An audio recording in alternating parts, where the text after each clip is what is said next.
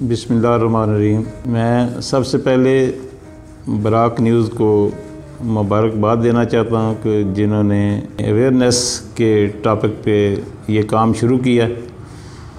हमारे इस माशरे में अवेयरनेस की, शऊर की बड़ी सख्त ज़रूरत है। बहुत सारे मामलात ऐसे हैं कि लोगों को शऊर ना होने की वजह से वो मामलात ख़राब होते चले जा रहे हैं।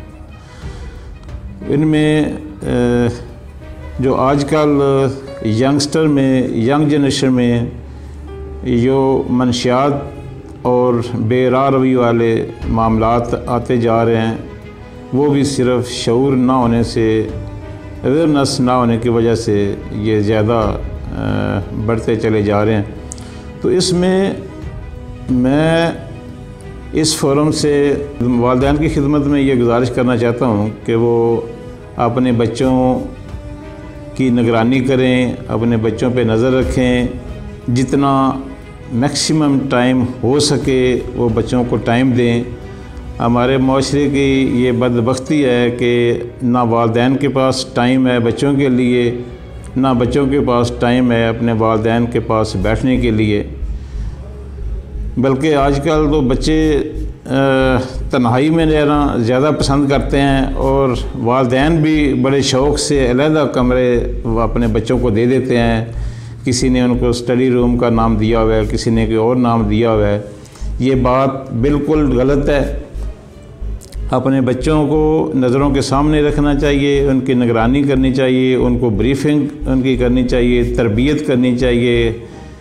रोज़ाना डेली बेसिस पे उनको लेक्चर देने चाहिए। जितना अच्छा लेक्चर अपने वालिदैन अपने बच्चों को दे सकते हैं, कोई टीचर नहीं दे सकता।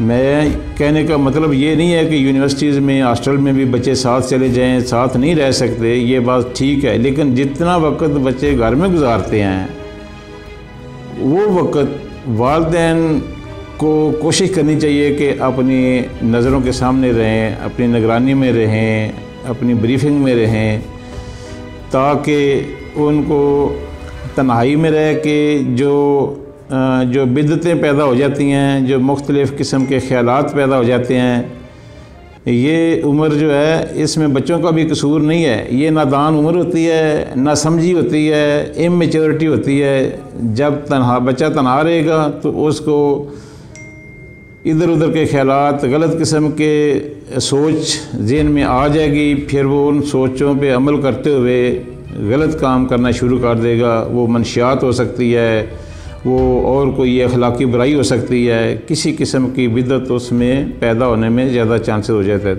तो वालिदैन को चाहिए कि ज़्यादा से ज़्यादा वक्त अपने बच्चों के साथ गुजारें, उनकी निगरानी करें, उनको ब्रीफ़ करें। आज इस मौका से फ़ायदा उठाते हुए मैं ये कहना चाहता हूँ कि जो ये ख़तरनाक किस्म की बीमारी कोरोना वायरस की सूरत में आजकल पूरी दुनिया में फैली हुई है, पूरी दुनिया में तबाही फैलाई हुई है, इसमें जो गवर्नमेंट तरफ से SOPs शाया की जा चुकी है, उस पर अमल करना है।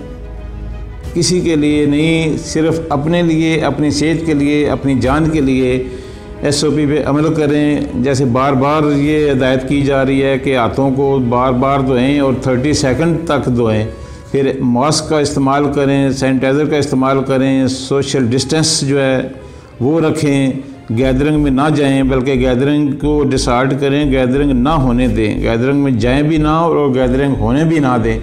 तो इस तरह ये अपने लिए, अपने इस माशरे के लिए, अपने इस मुल्क के लिए इस पे अमल भी करें। और ये जो मुआशरा है, जो लोग हैं, जो सोसाइटी है, इसमें अवेयरनेस भी पैदा करें, लोगों को भी समझाएं और ख़ुद भी इस पे अमल करें।